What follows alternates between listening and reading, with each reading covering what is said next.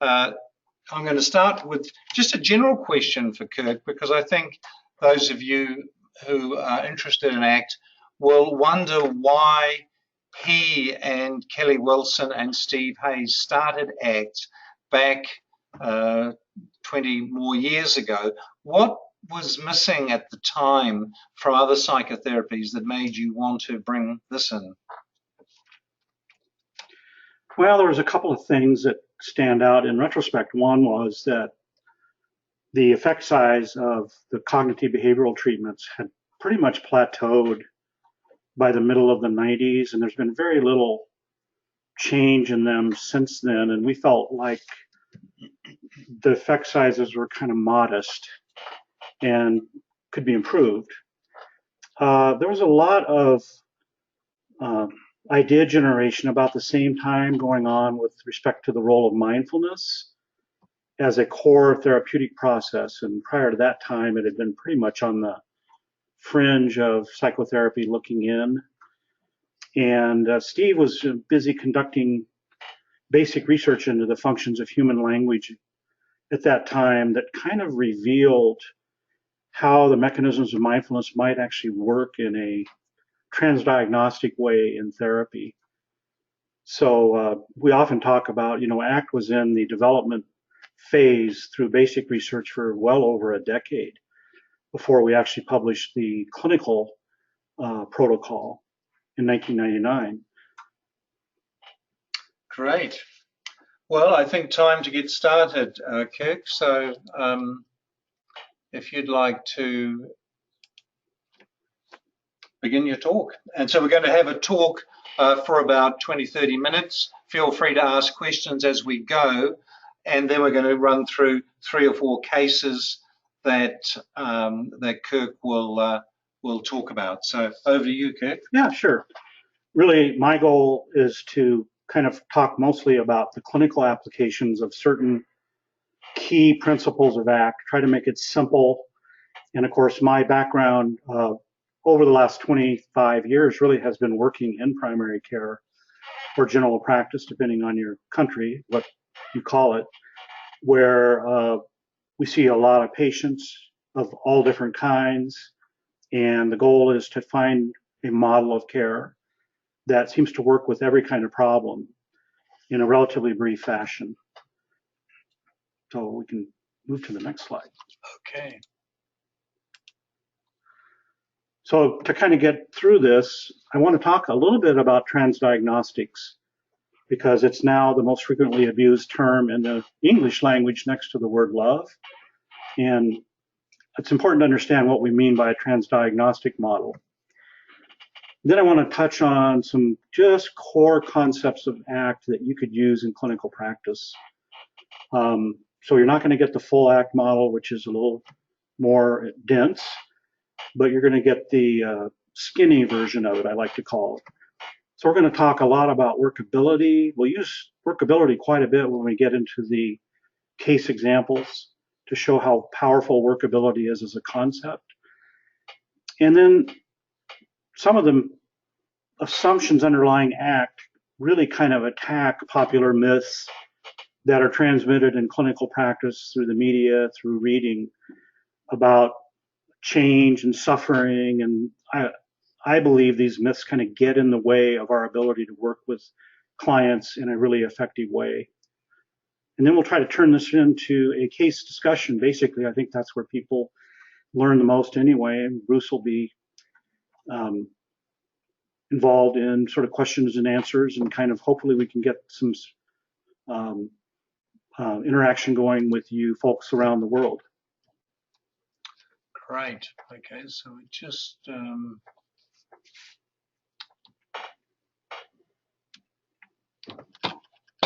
having a little bit of trouble here getting the slides to move.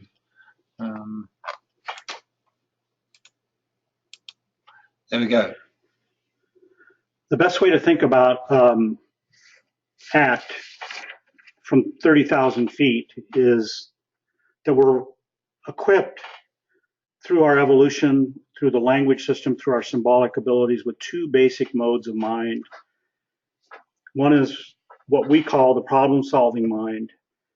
and the other is the wise mind. The problem-solving mind is sort of the verbal, deductive, categorizing, evaluating, judgmental mode of mind that we use perpetually during our daily lives. It's kind of how we operate in society. So without the problem-solving mind, we wouldn't be able to balance our checkbook. We wouldn't be able to cross a street safely without being hit by a car. We'd run red lights because we didn't obey the difference between a red and a green light. The problem-solving mind is sort of ubiquitous. It's everywhere in our experience, and it's incredibly useful, but it's also very destructive when applied to the wrong kinds of problems. The wise mind, as you can see, is laid back. It doesn't use verbal deductive reasoning. It's more a source of intuition, self-compassion, tolerance, inspiration, intuition, that type of thing. And we underuse that source of intelligence in our daily living. So when you say we use our problem-solving mind for the wrong sort of problems or wrong sort of things, what sort of things do you mean by that? Well, I think when the problem-solving mind is turned inward to subjective realities that we live with, like how we're feeling right now versus how we'd like to be feeling, our mind takes that as a problem that needs to be solved. Or we see other people seem to be happier than we are, and then our problem-solving mind begins to analyze why is it that there's this discrepancy. I sometimes talk about all human cognition of the problem-solving mind is discrepancy-based. So it identifies the difference between where you are and where you would like to be, and then solves that difference for you. So that works really well if you got to get to work on time and you have a 45-minute commute and there's a meeting at 8 o'clock in the morning and you wake up. You know exactly what time you need to wake up, what time you need to be out of the house. You can anticipate traffic jams and you can still be on time. But when it comes to the problem of not feeling as good as you would like to feel, this problem-solving operation becomes incredibly destructive. It doesn't work. Yeah. Great. Okay. So let me just say, a transdiagnostic theory is important to understand from a sort of structural approach. Transdiagnostic theories basically say that there are common mechanisms that underlie every form of suffering, and that we don't have to name the form of suffering, we don't have to put a label on it, because the same processes apply regardless of what the type of problem is. A really good analogy for this is if you went to a public park and there's a beautiful fountain in the park and it has these amazing displays. Seemingly, the jets never come up with the same pattern twice. But if you were an engineer and you knew about fountains, you would realize that underneath the surface of this fountain, which you can't see, there are a limited number of pipes which together form all of these patterns. So the transdiagnostics is the pipes, not the different displays. Our system of categorizing mental disorders has been obsessed with the displays and much less interested in the pipes. So people will say their treatment is transdiagnostic, and then they'll say, well, it's been tested on 3 different conditions. It works with all 3, so therefore it must be transdiagnostic. That doesn't mean it's a transdiagnostic treatment. Really, the defining feature is, does the theory that is being talked about have underlying processes which explain in a universal way human suffering? In ACT, we do think we meet that bar. I think the unified protocol from David Barlow meets that bar, but I haven't seen many other models yet that I think really meet that criteria. In ACT, we talk about 3 core processes that underpin all forms of human suffering. The first process is what we call cognitive fusion, and this is really sort of over-identifying with the contents of mind, such that mental rules of mind, the mental operations of mind, exert an undue influence on behavior. And in particular, as part of our acquisition of language, we also inhale culturally developed and customized mores and conventions.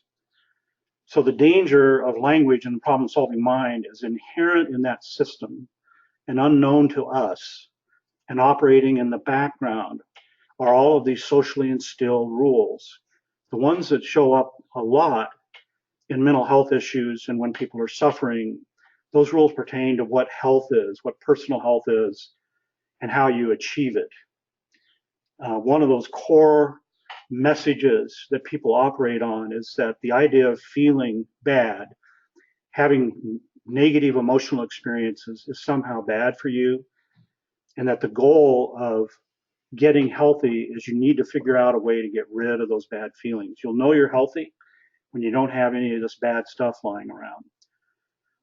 More importantly, or relatedly, the problem-solving mind, because of this rule, sees negative emotional experiences, traumatic memories, intrusive, unpleasant thoughts, even unpleasant physical sensations as problems that need to be solved because they're threats to your health. And basically, it begins looking for a way to help eliminate or control those experiences. Another really important feature of rule follow or cognitive fusion is what we talk about rule following, and that is when people are being influenced by these sort of hidden operations, they engage in rigid patterns of behavior that don't change. So we talk about rule-governed behavior is impervious to real-world consequences. So one thing you asked me, well, how did we get interested in ACT? And I gave a few of the things, but another thing that both Steve and I were really curious about is how can reasonably intelligent people with reasonable degrees of insight engage in the same basic behavior over and over again, tell the therapist or doctor that that behavior doesn't work, and then 5 minutes after leaving the visit, do the same behavior again. And that's what we mean by rule following. Basically, people can almost describe what's going to happen when they follow the rule, but because it's not changeable based upon real world results, they continue to use the same basic maladaptive processes. So what sort of language would you see in a patient or a client who was doing rule following? What sort of things, narratives would be coming across? One thing you'll hear is declarative statements about how things are and what has to be done. So that somebody will say very simply, there's no way I can do this as long as I'm this afraid. And it's almost like a declaration of truth from Mount Sinai, right? There isn't any questioning of the truth value of the statement. So rules, because they operate behind awareness, when they come out, they often are spoken overtly. They won't hide it. They will basically say it to you as if this is a given. We can't go there in this conversation in any other way. So we're going to have to do some changing, but this here is immutable. Yeah. The sort of thing I see is, people say, we don't allow emotions in our family. Yeah. That sort of comment would be. Well, I can't show my kids how upset I am at my husband's behavior because if they see me crying, that will damage them. Right. I mean, it's actually pretty easy to detect this stuff if you start noticing the language structure. So the language structure is sort of declarative statements. Often people's rate of speech will even speed up. There'll be emphasis as if somebody is speaking for them, right? And so sometimes I'll just ask people, when was the first time you actually heard that rule from somebody? Can you remember what voice it was? When that rule comes up, does it come up in somebody's voice? And a lot of times it'll be a parent, yeah, or an uncle or a teacher, or, it's actually very interesting when people start to look back into their system. That's a good one. Okay. Another core process. Remember, core process explain everything. So you could see anybody with any kind of problem, and you could dissect their problem using these three things. So the second process is what we call emotional avoidance.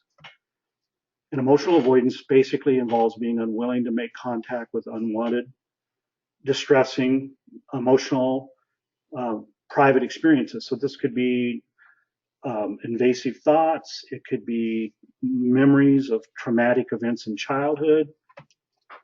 It could be emotions or physical sensations. This actually is a derivative of the problem-solving mind. So when we talk about what is the sequence, well, first it starts with fusion. And the beliefs that pop up are these negative experiences are toxic for you. You are not to make contact with them, and that is one way of eliminating their influence on you. And that's what people do.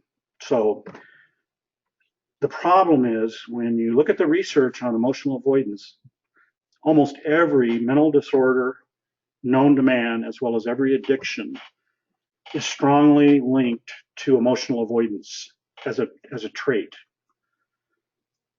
The way that this operates is when you try to avoid something or suppress it or distract yourself from it, it actually creates a rebound effect, which makes the experience actually reappear in consciousness even more intensively, and it feels more invasive and uncontrollable. When you cut yourself off from your emotions, you cut yourself off from your basic signaling system about what is working and what is not working in the world. So whereas we have vilified emotions and treat them as things to be eliminated or controlled from early on in our upbringing, the reality is your emotional responses are your main link to the results you're getting in the real world. And in ACT, we often talk about, don't trust your mind, trust your experience, and your experience resides in your emotional reactions to things. When you're deep into emotional avoidance, what happens is you cut this link between the results of your behavior and between your behavior and their results, so that you can't change, right? So if emotions are the basic form of intelligence, fusion with rules tell you to control the emotions, eliminate them. It's almost like the check engine warning light on your car. You just bought a new car, you walk out, you drive 15 minutes away from the car lot, and your check engine light goes on. And you're so pissed off about it that you take a piece of duct tape and you put it over the check engine light, thinking that if I don't have to see that warning, then my car will be just fine. And we all know how far you're going to get with that car before you're in a bunch of trouble. And that's basically what happens to people. And we talked earlier about the rebound effect. It's like pushing a rubber ball into the water. Yeah. The harder you push, the bigger, the more. Yeah, I love that metaphor. The more it comes up. Yeah. So you can actually do it too. Like if you really work at holding a beach ball underwater, you can actually do it, but you can't change your attention and focus on anything else. The minute you do, it pops up. And that's a lot of the way emotional avoidance works out. You can keep these things suppressed, but the minute your defenses come down or you relax, they're going to show up. Just notice here you've used the word emotional avoidance. In the next slide, behavioural avoidance. Are you not using the word experiential avoidance here? Have you broken them into two? I mean, I like it, I have to say. Well, emotional avoidance really is experiential avoidance. Yeah. But I think the main thing people avoid is their emotional responses to things. So you might avoid memories of trauma because when you experience the memories, you have fear, anxiety, sadness, whatever. So what makes the situation traumatic is the emotional response. But you could talk about experiential avoidance as dealing with all these private experiences basically the same way. If I keep out of contact with them, then they can't hurt me. Great. Okay, so the best way to avoid experientially is to avoid behaviorally. So basically what happens over time is people begin to avoid restricting access to the situations in their life that might trigger these feared thoughts, emotions, memories, or sensations. So behavioral avoidance is sort of the evil twin of emotional avoidance. it's interesting, I think, that people come into therapy or to see their general practitioner, the helping person in their life because of the toxic effects of behavioral avoidance. What happens with the behavioral avoidance is it gradually widens in scope over time because of the rebound effect. So the rebounds happen, they get associated with a new behavioral situation, and so now we avoid that situation. So, if you think about the evolution of agoraphobia, really good example, people don't end up agoraphobic, or they don't start out agoraphobic, they end up agoraphobic because of this pattern of emotion rebound followed by widening behavior avoidance. You have to continually widen the pattern. At the end of this pipeline, when people are really lost, they come in and basically their life mission is to avoid how they feel. And when you ask them, what would you be doing in your life if, this problem suddenly went away and you didn't have these memories or whatever, they will say, I don't know. Their life has literally been swallowed up by the necessity of avoidance. One of your great lines is that life constriction accompanies, I think, mental health problems. And I have to say, in the work I do, it's everybody I see, their life has shrunk down. In fact, I think I was showing you, I'm often doing this. I'm saying one of my tasks is to help expand your life, Right. and I'm waving my arms up because everyone I see, and I'm not sure we always put two and two together, but with your little quote, it sort of it makes that quite apparent. And I actually think another way that we talk about ACT is it's a mode of treatment where we're trying to reinsert behavioral variability where there is none. So as people narrow and become more rigid, their behavior becomes less and less variable. And the way human beings adapt is through variability. So variability is our friend, it's not our enemy. And that means you have to be willing to experiment with things that might fail. You have to be able to open your behavior patterns up when they're not working. And you might try something that fails even worse. But you'll never get to where you're headed if you continually get narrower and narrower in your behavioral problem-solving methods. The thing about the problem-solving mind is it doesn't have any natural stop-loss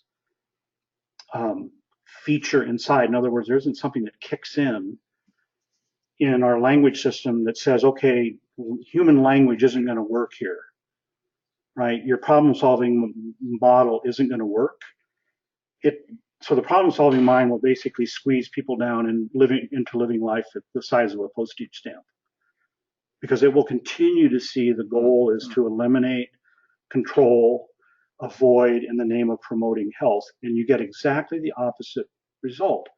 So again, the ACT saying, which are you going to trust, your direct experience of how this is working, or what your mind is saying should work? It says you should be safer if you avoid all this. Do you actually feel safer? Your anxiety should go down if you don't go anywhere where you could be anxious.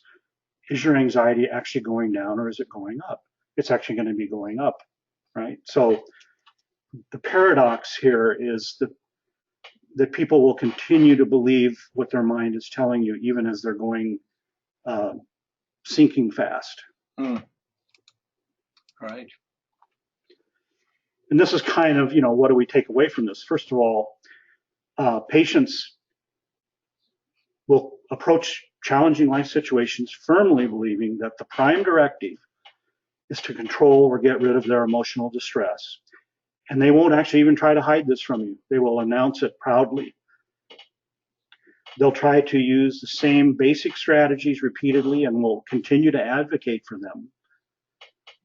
Whatever the problem is that the patient is presenting to you, you can be pretty sure that it's been getting worse.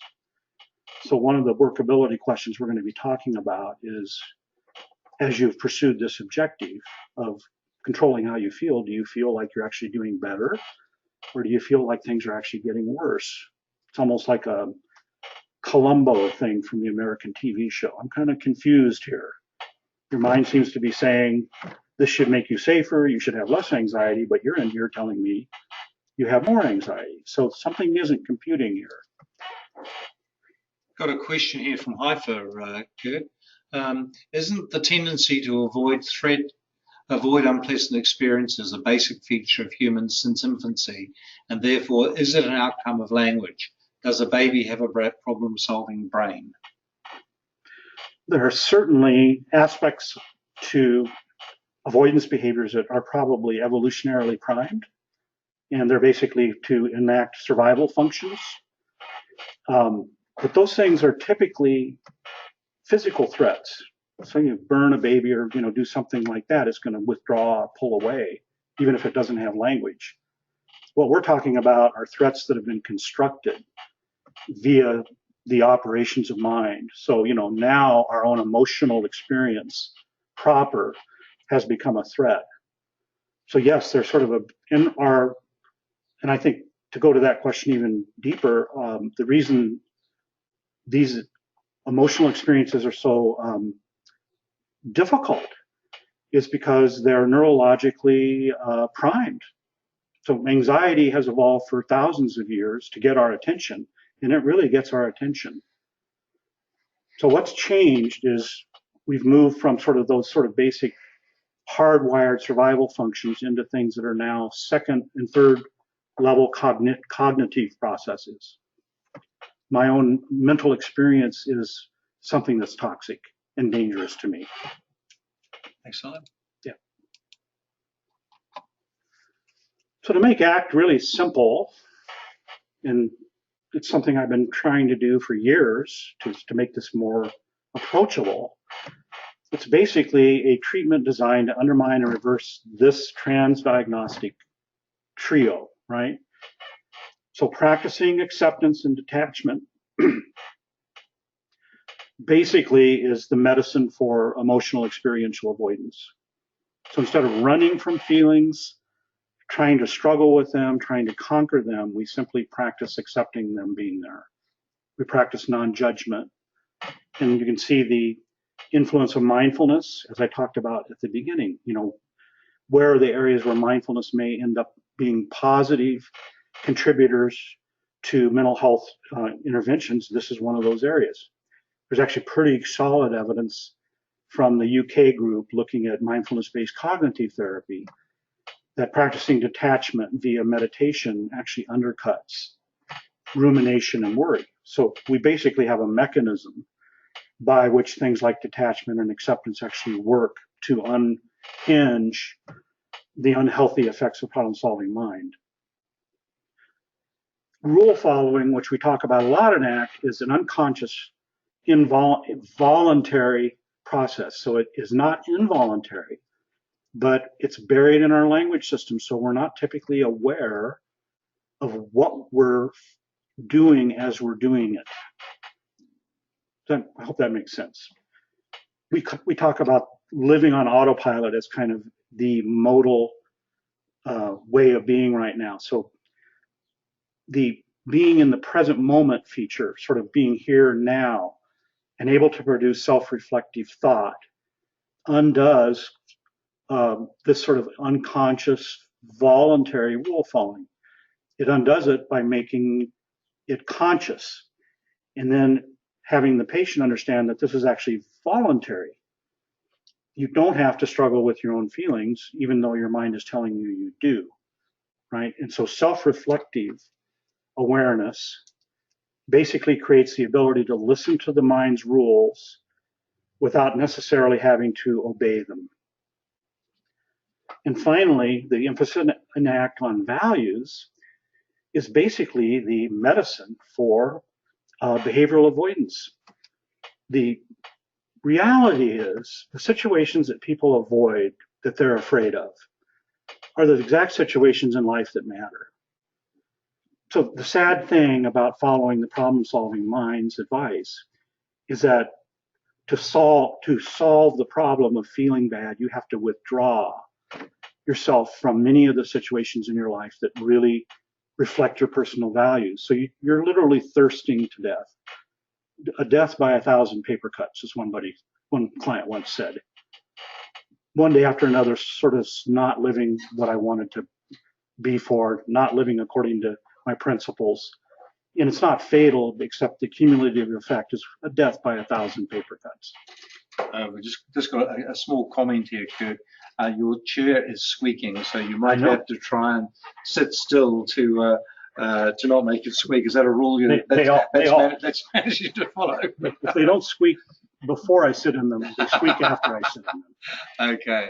So sorry about that. So hopefully the squeaking will diminish. And this is just another sort of way of thinking about the three core processes in the transdiagnostic model. When we talk about this acceptance diffusion, the word we use for this is openness, sort of being open to your experience.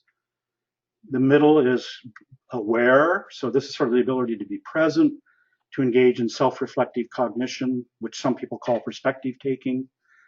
And engaged is sort of reconnecting with your values sort of as intrinsic ideals for living, and then beginning to tie those to your actions. And so basically, to be effective with people who are suffering, you usually have to do something with their openness, their awareness, or their engagement. But those are the only three things you have to worry about. So I notice in the ACT world, there's a bit of a move away from the hexaflex to the three pillars that you talk about it. Steve Hayes is starting to talk about it.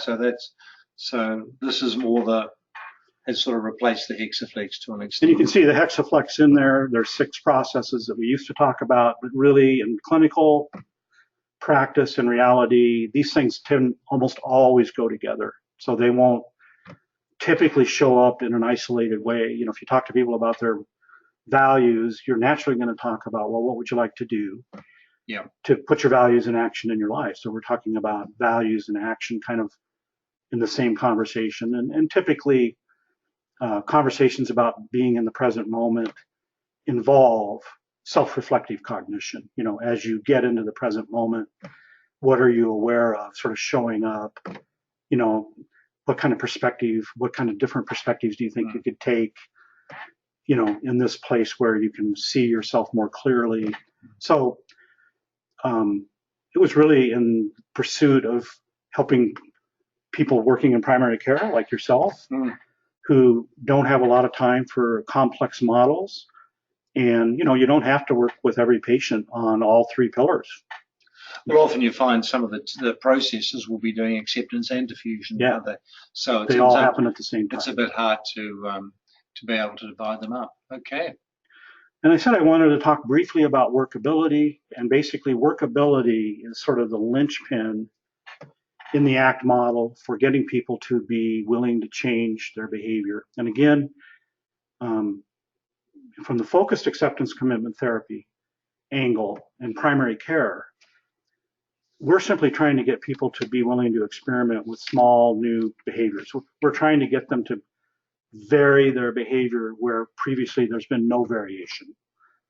So workability is a wonderful way to get people to sort of discover on their own that the rules they've been following with such conviction and so diligently actually are making their situation worse and worse. And in doing so, they begin to mistrust their mind in certain contexts. So in a way, ACT is kind of a discrimination training. Like, when should you trust your mind and when shouldn't you?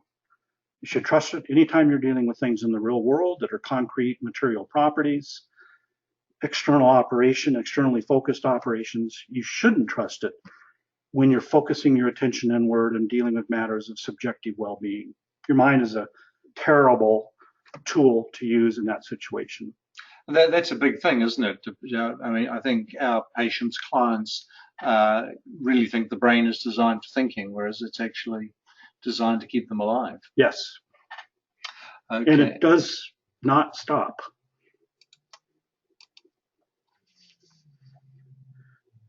So if you want to do brief interventions with people, or you don't really like the whole ACT model, this is a great way to just get right at the issue with a client.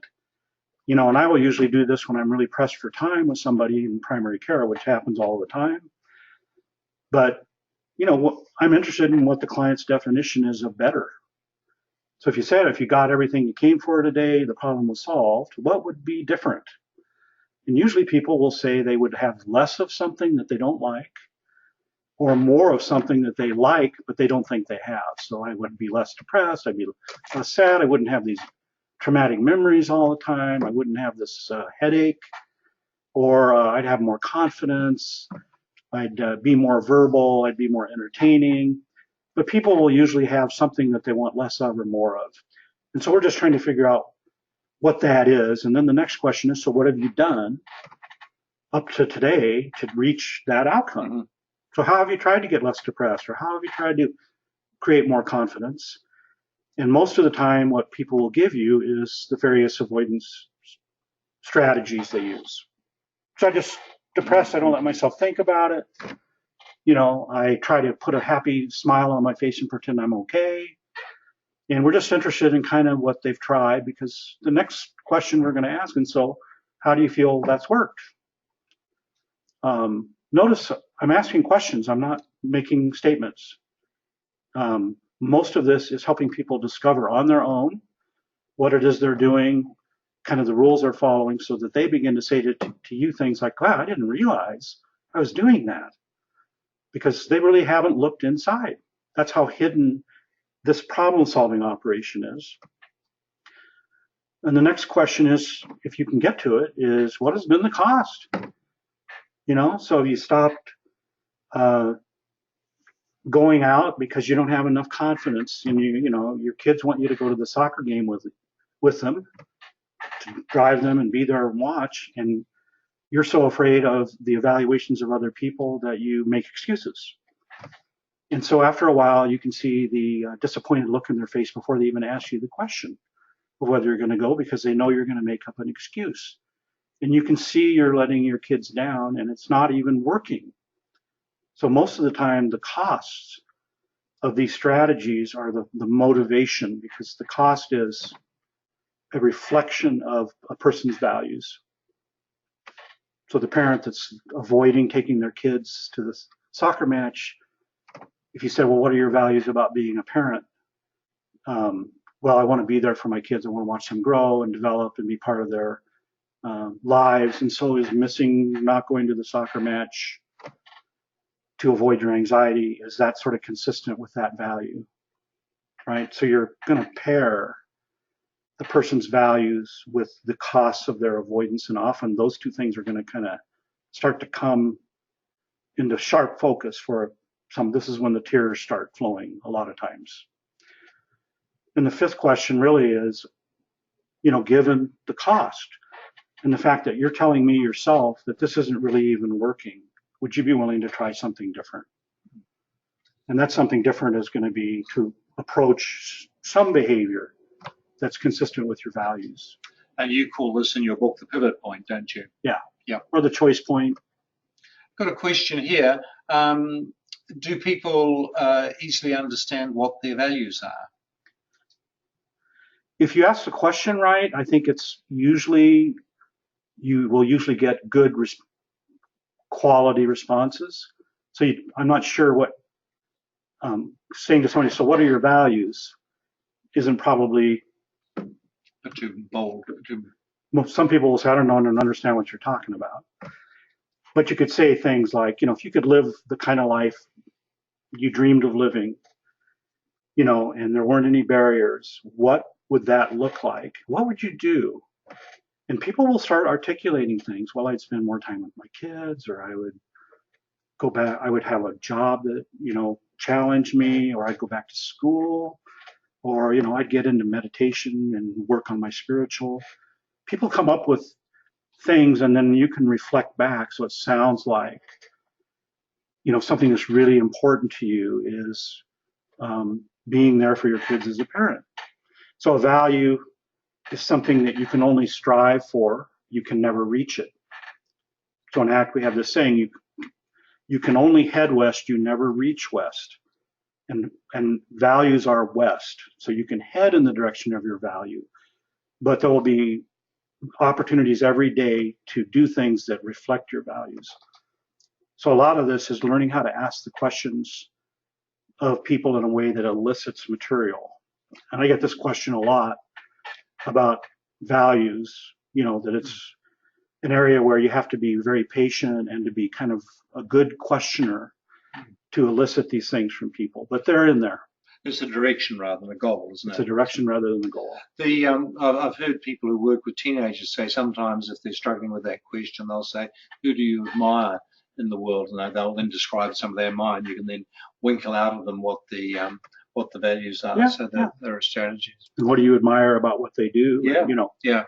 The art, I think, of this when you're interviewing is rephrasing this as a direction rather than a goal. Right? So if somebody says, well, I would like to go to college. Then you might say, so it sounds like one of your values is you would like to educate yourself. And, college would be one way of doing that. And that's something that maybe you could do throughout your life, right? So not taking goals as values and kind of looking at the direction in what people give you. Okay, so next slide. So these are basic takeaways, I guess, of a transdiagnostic model. The first is, diagnostics really aren't that important. In America, the National Institute of Mental Health has basically walked away from the DSM-5 as a framework for organizing mental health research. And in their statement, they basically said the diagnostic model has not yielded significant breakthroughs in the treatment of mental health since its advent. So in transdiagnostics, you really don't have to focus on, is this major depression or GAD or panic disorder, that you'll probably have a feel. Those are, in the earlier analogy of the fountain, those are the different displays. So we're still interested in the pipes. And people are not broken. And this is related to diagnostics, I think, is this biomedical disease model has created this idea that there's sort of a depression gene. There's all these sort of biological enemies out there that just kind of show up in people's lives. And in our approach, we basically reject that model. There might be biological contributions.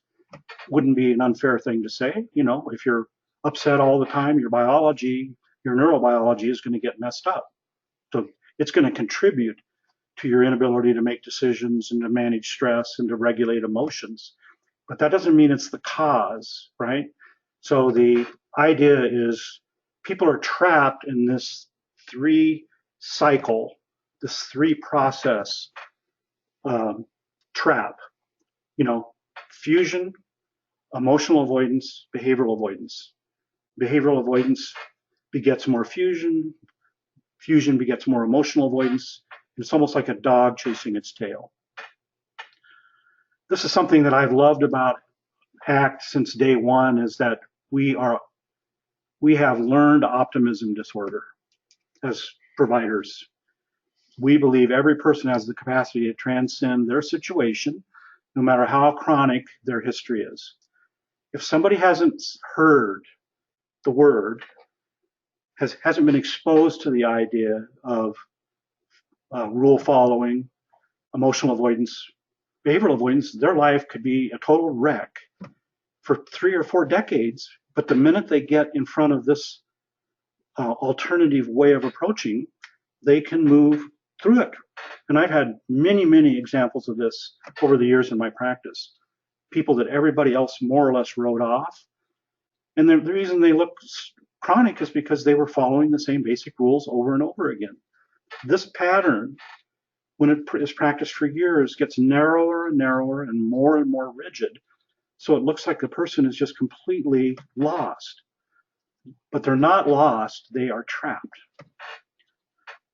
Another key thing is symptoms flow from functioning, not vice versa. And Bruce and I were having an animated discussion about this earlier today, that symptoms are signs, symptoms are signals from our nervous system. They are not signs of disease. And so what are they? What are symptoms signals of? They're signals that your functioning in the real world is not producing the results. It's not producing value-based results. And if this goes on long enough, your symptoms will become stronger and stronger. And eventually you go in and seek help. Unfortunately, in our culture, the help we're seeking is, can you kill off my symptoms so that I don't have to feel uncomfortable? It's like killing the messenger. I wouldn't give people a drug that took away their symptoms even if I could, because the symptoms are going to keep you motivated to change. Now we just have to figure out what the trap is that you're in. I alluded to this earlier, but I think it's really important if you're doing brief interventions. And again, if you want to do components of ACT, little micro conversations with people, you don't want to do the full model. This is a really good one. Your pain and your values are bedfellows. The reason you feel emotional pain is because there's something at stake that matters to you. If nothing mattered to you, you wouldn't feel anything. And often when you say this to people, they look at you like you just came from the planet Krypton with Superman or something. They can't believe it. You mean my sadness, my anger, my anxiety, my guilt are something that's basically a positive reflection? Yes. Right? Let's talk about the values on the other side of that coin. Here's your sadness. What's the value that sits on the other side of that coin that is making you sad?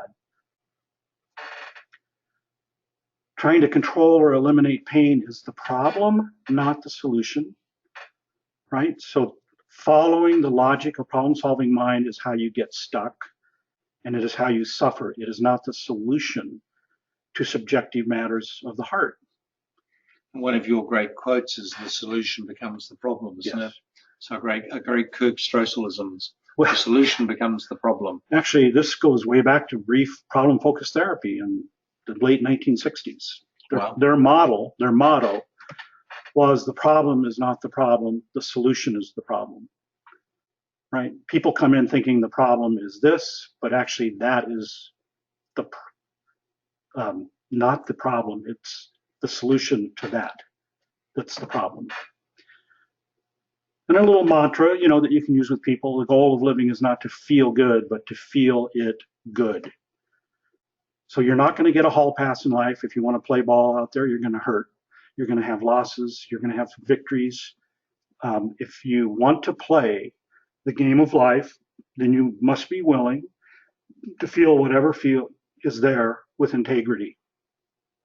If you feel what you feel with integrity, what will happen is you won't make the same mistakes twice. You'll get out of toxic situations. You'll solve problems. It's when you won't feel what you feel with integrity that you get in trouble.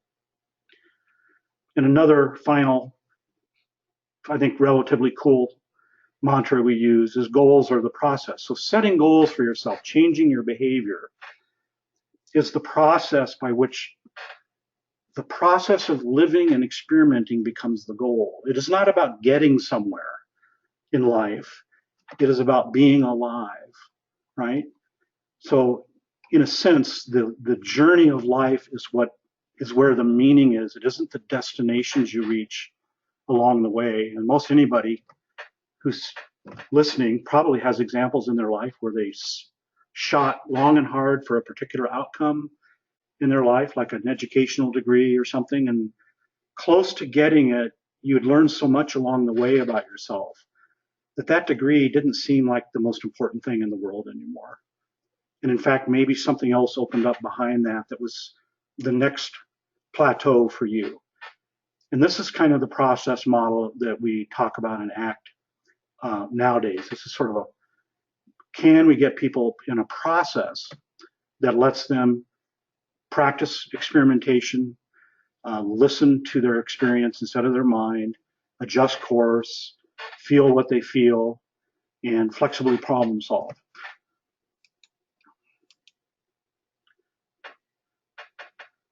If you're going to be a good ACT type person, and people that are attracted to ACT, I think, typically have these qualities.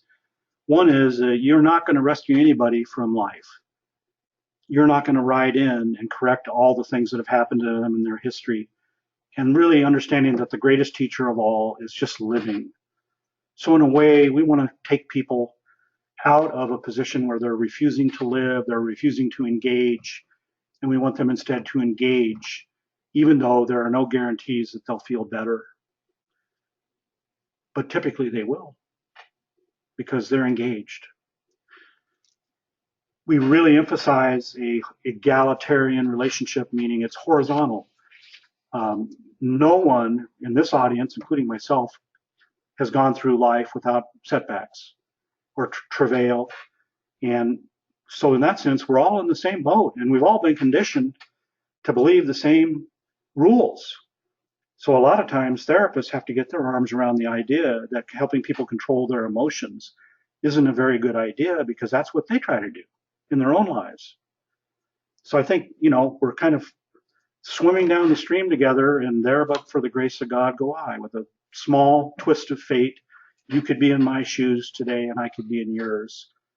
And I think that sort of vulnerability brings people closer to you, and they're willing to trust you when you start talking about stuff that really hurts. It's interesting. Psychologists seem to have been trained not to self-disclose. We've done some research on family doctors, and some of them were trained not to self-disclose, but they've developed their own rules and they do self-disclose over time. So any thoughts about that? I think self-disclosure is really an important part of being human. So it's not indiscriminate self-disclosure. This is not about you treating yourself via the other patient's problems, but sharing, that I've gone through some of this myself, and I'll tell you, I felt really stuck. And there were moments where I felt like there was no point in going on. And, I think those are really powerful moments. When people are suffering, they feel like they're alone and they feel like they're on an island. And so if they hear from you that, you're not alone, and, I've struggled with some of these same things myself. And it's not like I'm going to tell you what worked for me is what you should do, because what's going to work for you is going to be your unique formula, but you're not alone. Because it's easy to think the therapist has got it all together, haven't they? Good job, good house, what a good mistake. life. Yeah, what a mistake. Okay. One of our great cultural myths. In turning stuck moments into powerful opportunities, I think, again, don't get frustrated when somebody seems to be stuck. Just look at stuckness as an opportunity to begin kind of going inside that process. What's going on with the person's acceptance? What about their awareness level? What about their engagement? Being humble in these moments when people feel totally unable to move or maneuver, but also being curious about how is this sort of playing out inside your mind right now? What's your mind telling you? Another is we don't argue with, condescend, or try to persuade the client that you are right or that there's a right way to approach things. This is another feature of workability, which I didn't get into, and that is whatever works for the client by definition is right. It isn't your definition of what's right. It's whatever works for the client is right, and there's an amazing variability in what works for people.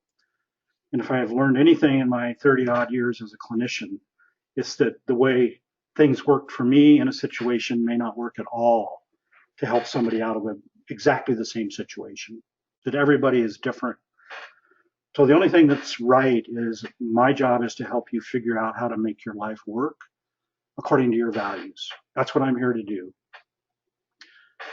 And I think using the power of choice, not as a sledgehammer to criticize and belittle people, as I've heard therapists do, well, if that's your choice, I guess I can't stop you, isn't the right way to use choice. Choice is you have freedom of movement no matter how long you have been stuck, no matter what your mind is telling you, no matter what you see the barriers, you still have the choice of what you're going to do next. And so I think using the power of choosing is a way of waking people up into the moment. And so I use choice in a very non-judgmental way, not in a judgmental way. But choice implies freedom of movement. It implies you're not trapped. It implies you don't have to do something. And people who are suffering often don't feel that way. They feel like they're trapped and they have no choice but to do what they're doing. We've got a question here about, could you just explain again the solution becomes the problem.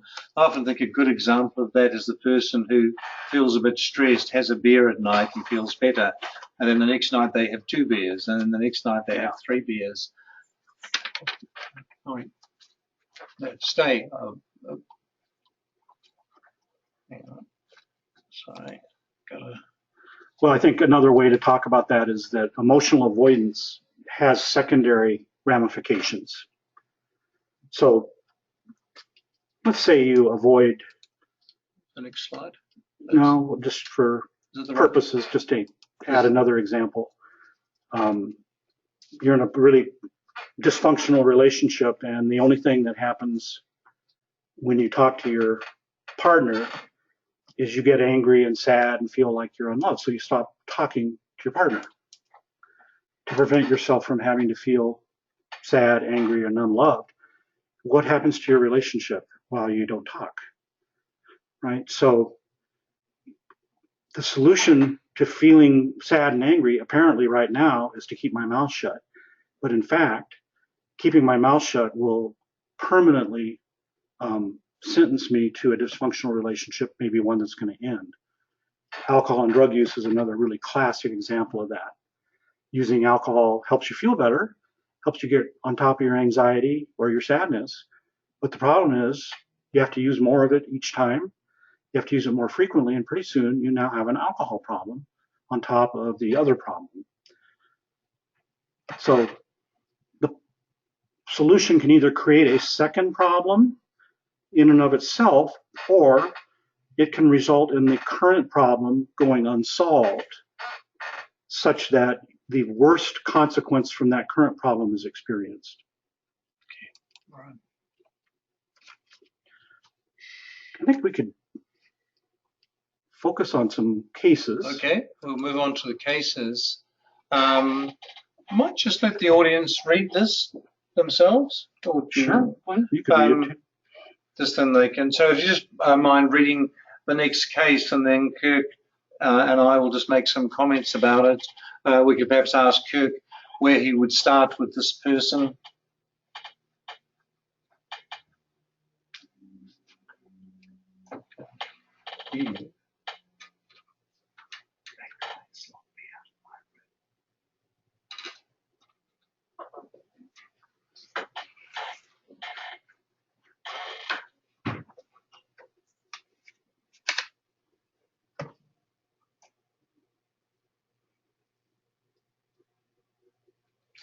And this was, people have the slides afterwards? Yeah, sure. I'll just ask Kirk if we can make the slides available, or we'll see if we can put them up on the webinar site when the webinar goes up onto the website. We may be able to email them out to everybody as part of the course, so we'll check that out, but certainly we're going to try and make them available to everybody. Okay, so Kirk, where would you start with this person? Well, if you're thinking about the 3 processes, right? Yep.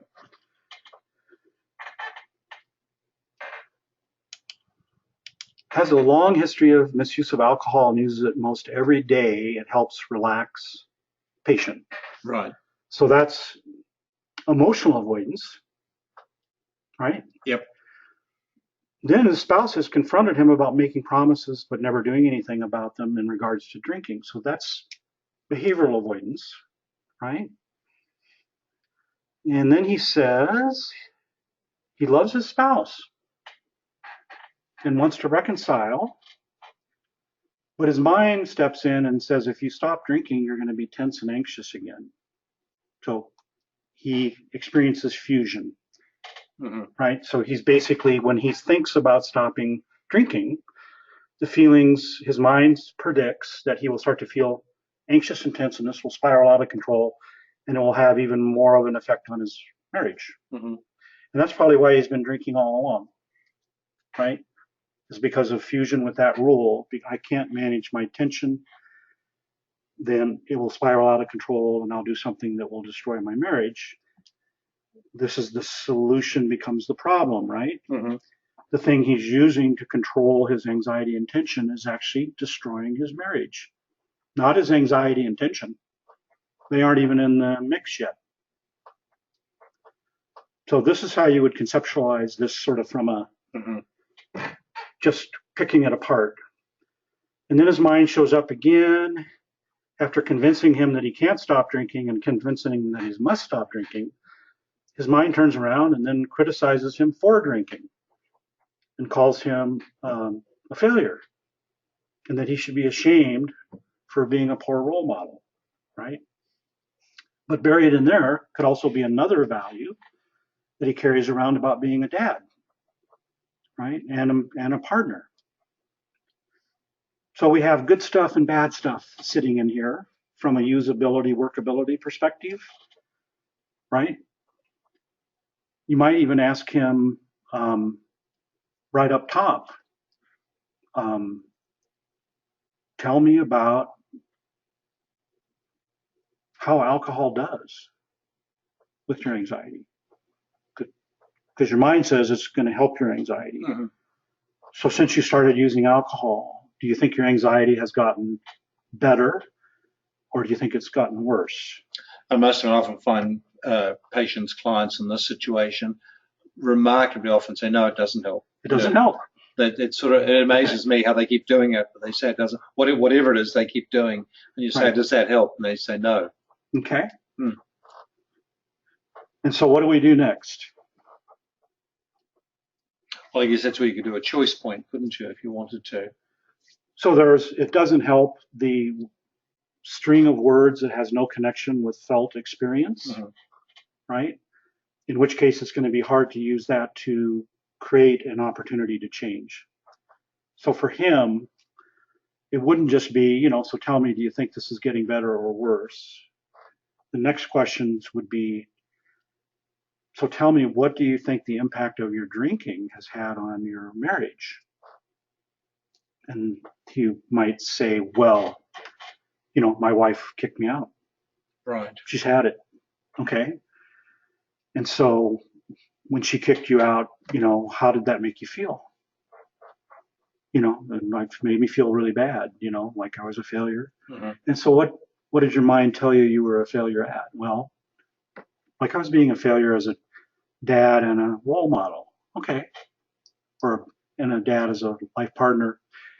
So tell me what you would do if this issue weren't there anymore. And you could be the kind of dad and the kind of life partner that you wanted to be. Tell me a little bit about what that would look like. Assuming that we no longer had any issues with alcohol. A lot of times people will start to give you a bunch of, yeah, but I would never be able to stop, or I've tried before. And I'll just usually say, let's put the barriers aside for right now. Let's just imagine that there are no barriers and you can actually do whatever you want to do as a life partner or as a dad, right? And tell me a little bit about what that would look like. So in this interaction up to now, we've got the idea that this coping strategy that his mind has sold him on, that has now created maybe some physical dependency, psychological dependency, is actually not even working.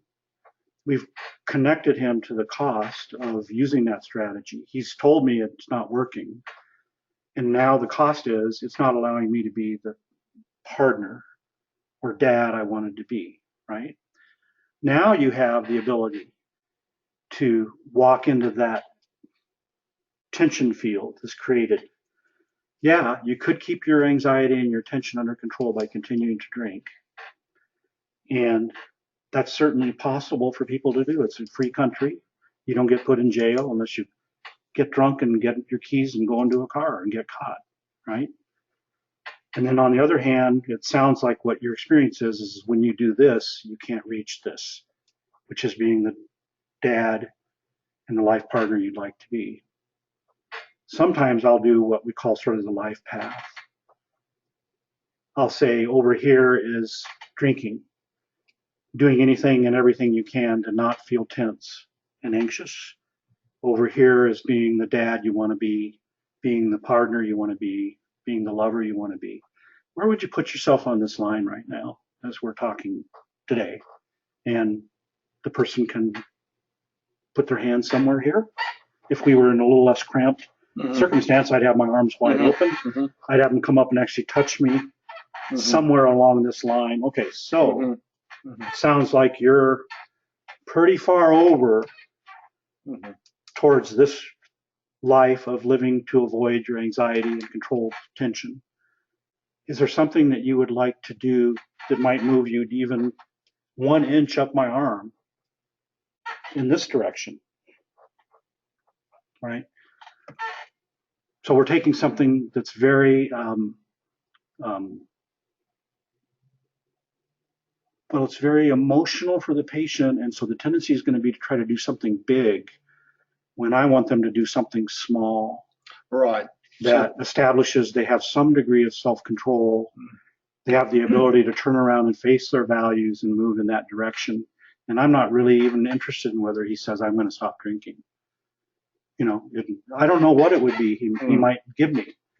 The question is, if you did that, would it tell you that you were moving in that direction of being the dad you want to be and the life partner you want to be? I sometimes say to people, what's the smallest thing you could do between now and next week that could get you a similar sort of trying to get, because I think people do try and do too big a moves, don't they? Therapists try to do too big a moves. Sorry? Therapists try to do too big a moves. We want to help. And so what we do is we overshoot what the person's really ready to do. They go out and fail. They either don't come back or they get demotivated because here's yet another example of me being a failure, right? He's already said he feels ashamed and critical. So we don't want to do anything that creates more shame or more self-criticism, right? He needs to experience some kind of success that he views as a positive event. And then we can build on that. When you take this approach, it feels far less intimidating to the patient. I mean, he's been into this for years. So he isn't going to just turn around one day and stop drinking, or, you know, some people do, but by and large, you know, the evidence is people don't do it that way. He needs to have the experience of increased self-control, the ability to make choices, and then he will start to spontaneously lift off once he feels any level of confidence. Right now, he's a beaten person. Got a question here. Am I correct to associate workability with so-called creative hopelessness? Yes. Yep. So similar sort of things. Workability is the speed dating version of creative hopelessness. Yeah, it's a favorite line of yours, and there's a little video on YouTube with you and Patty, and you're saying, don't ask what works, what should work, ask what is working. What is working. Yeah. A Strosahlism. Yeah, I don't think you need to do creative hopelessness the way it was written in the original books, because it takes a long time. And if you just stay within the workability construct, you'll get pretty much all the features of creative hopelessness without the dark night of the soul feel to it, right? We can actually quickly move from, I don't know what you could do differently, to let's try something that's consistent with your values. So we're kind of jumping over a couple steps that I think are kind of unnecessary in the old ACT model. I find people remarkably willing to say things aren't working. It surprises me. You know, I say, well, is that working? They'll say no. The drinking's a classic one. Okay, so we've got the next case coming up now. So I'll read this one out. Patient is a single 29-year-old with chronic insomnia, has had nightmares for years related to physical abuse by father during adolescence, fell into drug and alcohol use and eventually ran away from home, but did complete online school and attended 2 years of college, has 2 children by different partners, neither is in the picture now, works as a line worker at a local restaurant, likes cooking and completed culinary course in college, but feels current job is underachieving given college degree. Explains there is something wrong inside that will limit life achievements, very leery of relationships in general, saying all they give you is an upset stomach. Where do you start with that, Kirk? Well, here, there's a positive story sitting in here. She's not using. She's basically got back to school. She got a degree, even with 2 different partners, neither of whom is supporting the children. She's raising her kids. She's working, and she has some future orientation. So unlike the last case where we had sort of active emotional avoidance, I think this is sort of fusion with her narrative. She's not really engaging in emotional avoidance. Maybe there's a little behavioral avoidance, that she's kind of at this under skilled job that she maybe would be more, she's capable of more. And then something is wrong inside.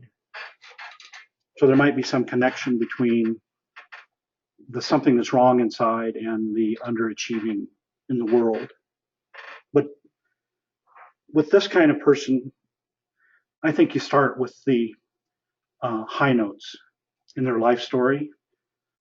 And so I would express amazement that she's made it as far as she has in life with all of the things she's been through. And the fact is she still has nightmares, and this is still living, breathing example of what happened to her years ago. And there might be something connected between what happened to her in this story that she might be carrying around, that there's something broken inside. There's something wrong with me. I've heard a line from Robin Walsh from that, and she says you don't have to be defined by your past. Right. And I think that's actually can be quite liberating for this sort of patient. I think would actually be, or client, would actually be quite a powerful saying, because I think they are often defined by their past. But just giving them permission not to be can be quite laying on of hands almost sometimes.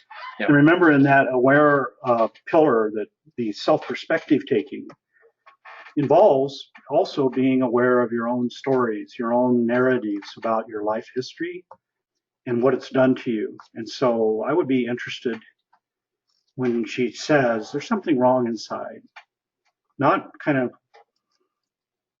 necessarily tell me what's wrong inside, but when you hear yourself say to me that there's something wrong inside, what shows up? And I'm guessing there's going to be sort of an emotion display there. It's going to be linked probably backward in time to her history. I'm just guessing. We wouldn't know, but I'm not as curious about, well, what is wrong inside, as much as you hear yourself say that. This is a self-reflective, perspective-taking move. As you hear yourself say that to me, what shows up for you? And it's an open-ended question. And then I'll be silent. You see, you're very much into asking questions of clients rather than sort of making statements, aren't you? It's that thing of letting them come up with the answers rather than you providing the answers. Yeah. And let's say she came up with some stuff. We'll just imagine that she did. And then I'm going to be interested in the last part of that sentence. And so tell me how it is that those things are going to limit your ability to live your life according to your values. Because I see a person here who's already gotten free and clear of drugs, who's completed schooling, who has kids and is taking care of them, who's working. So I'm kind of curious how these things that your mind gives you that are wrong with you are going to end up limiting you in your life. So I would actually maybe actively begin challenging that a little bit. How do you reconcile where you are now with that story? There's just a number of people have asked, is this being recorded? This is recorded, and you'll be given a link sometime over the next couple of weeks, and it'll be available on the goodfellowunit.org site, goodfellowunit.org. You will get a link because you've signed up for tonight.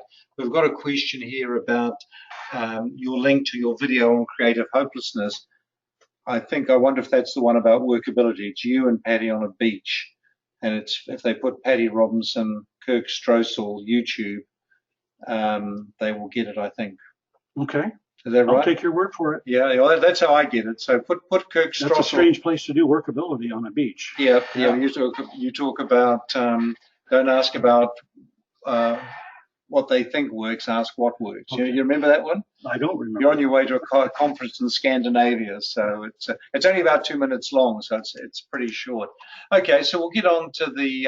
Well, I want to say one more thing here, if I could. Yep. Okay.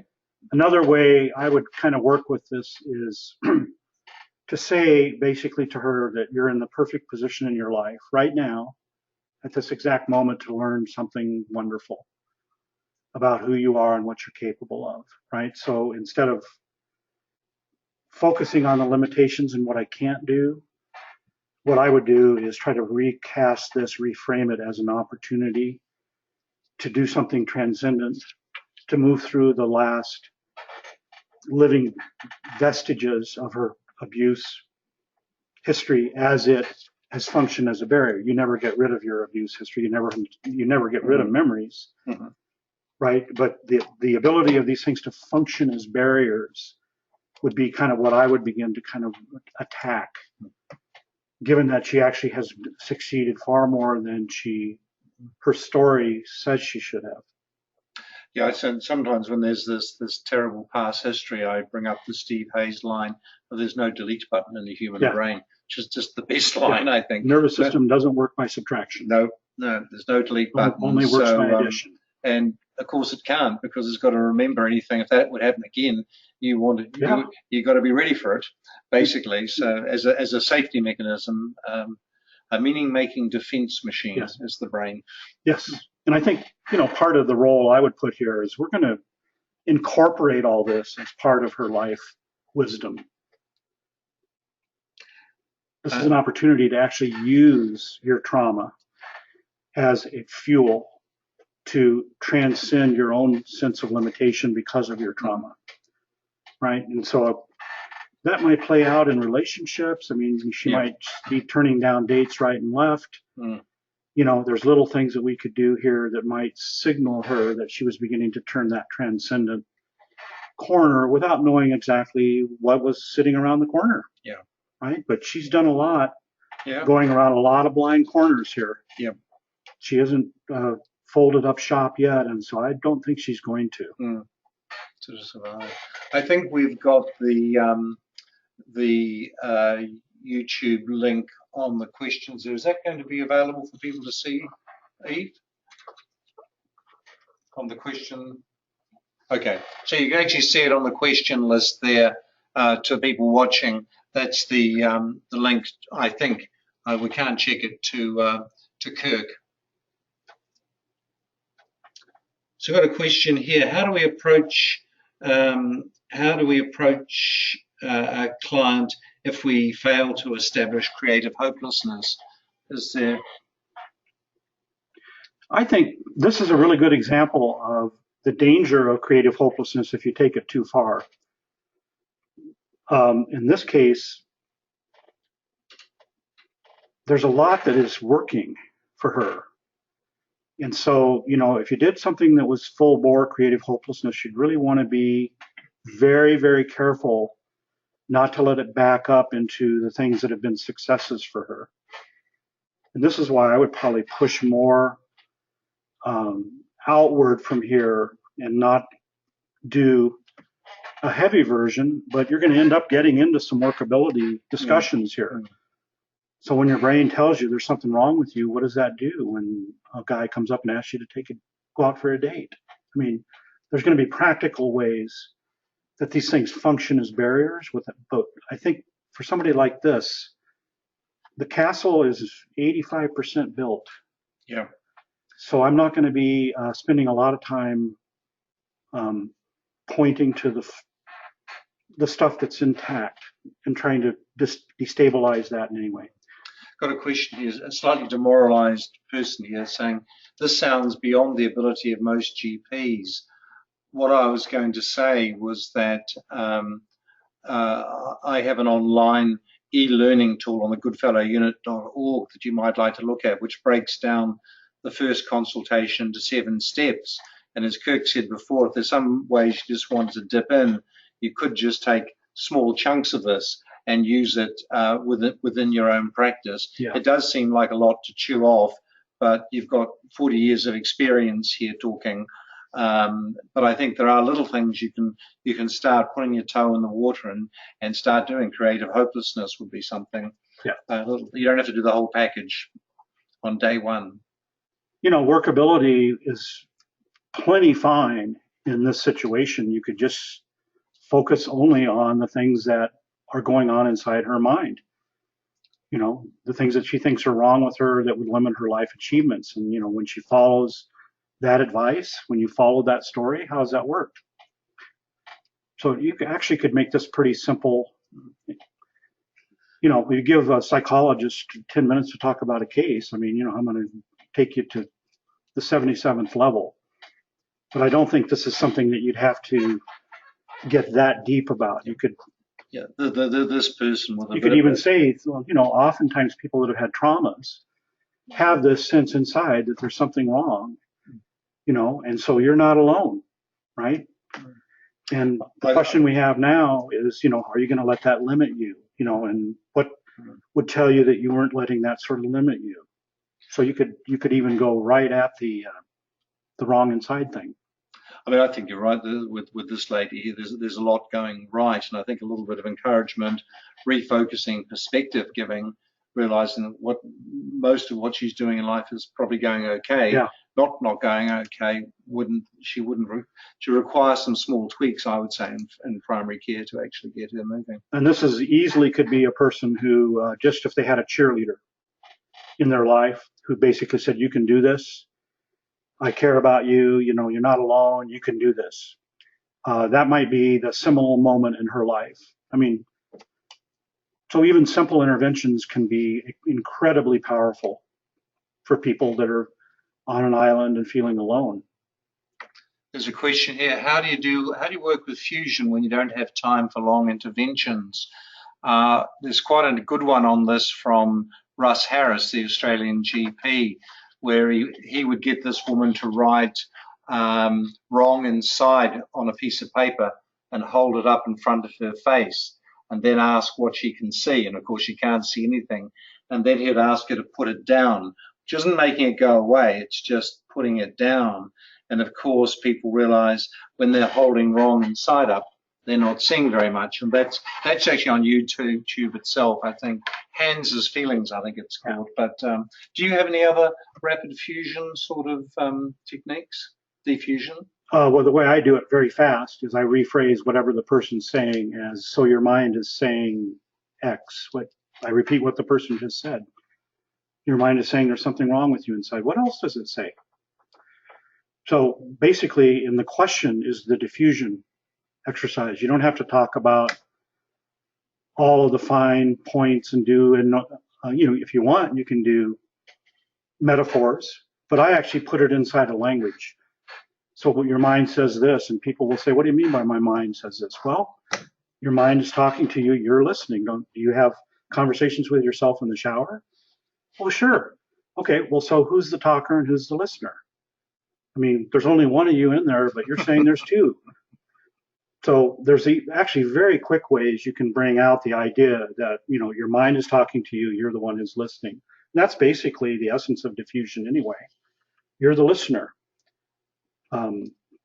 So you can do that in 10 minutes with people. Okay, so we're going to finish at 9 o'clock, but we'll go on to case 3. I'll read it out. Do you want to think of some take-home messages for the audience? Yeah, good. Okay, so patient is a 66-year-old retired military logistics staff member who left his second career as a human resources manager 5 months ago. He's been feeling bored and empty inside for much of his life, but even more so now. Spends large amounts of time watching reruns on TV, has trouble motivating himself to keep house clean, do laundry or cook for himself. He has always gotten his structure from spouse, divorced from third wife 1 year ago. He had trouble identifying reasons for the divorce, other than she called him lazy and self-focused during their arguments leading up to her leaving. This is actually a knockoff of a patient that I actually saw. So I know exactly what I would do. Okay, what did you do, Kirk? But this would be a really daunting person for a GP or even a therapist because of the long-standing pattern. And I'm not saying what I did worked, by the way. I'm just saying it's a patient that I saw. What fairly leaps out at me right here in this case description is a loss of awareness. This guy's living in a fog and has been. That's why he feels bored and empty. So the fog he's in is obscuring any kind of emotional variability. It's very interesting. His structure in life has always been from the outside. He's in the military. He's been in human resources. These are all kind of very structured, outside in. So this is a person who has some issues with his own inability to turn off his, what we would call his autopilot.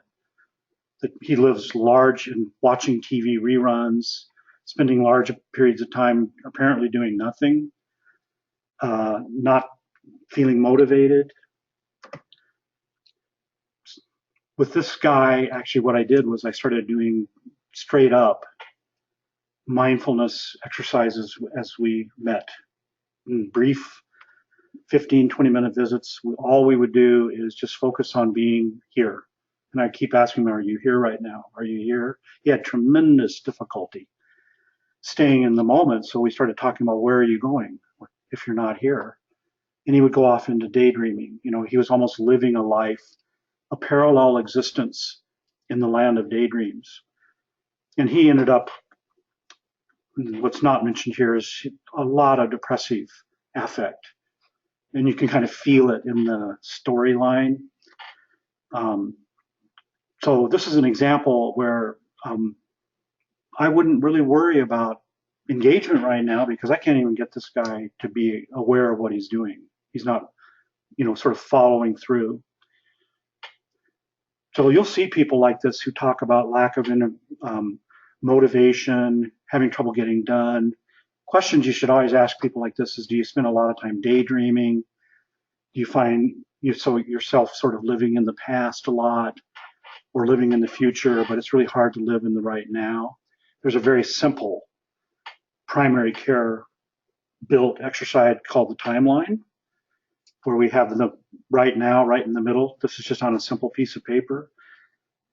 Here is the immediate past, here's the distant past, here's the immediate future, the distant future. And then just close your eyes and put your finger right now, and then as you notice your thoughts drifting, move your finger in the direction where they're drifting. So in his case, he was sort of like way over here, and then he would go way over here. And there was almost no time right here in this moment with me, right? So this is a great way to make people become aware. Again, this sort of self-reflective. And when we were done, he looked at me sort of sheepishly, and he said, I'm never here. Let's have that insight. Yeah. Mm. So I didn't say, you're never here. He said, I'm never here. And so now we have a little foothold. What I like about this question answering, colleague of mine, Tim Kennelly, says, patients never do what you tell them to do. They only do what they tell themselves. Yeah. So he does it by asking questions. I notice that's the method that you encourage. Yeah. Question answering, asking. So he can't tell himself to do anything in his current living space because he's never here to hear the message, right? So actually, I think I saw this guy 2-3 30-minute sessions in primary care. And basically, it's not like his whole personality was changed, but he was starting to take control of his awareness. He really liked some of these very simple present moment things that we did, like slowing down when you eat. If you're going to eat, I want you to sit, show up, and then taste each bite by bite. Don't shove it in your mouth. We have a little exercise we do called Deliberance, which is a knockoff on the film Deliverance, right? Deliberance is doing anything that is part of your normal routine more slowly and deliberately.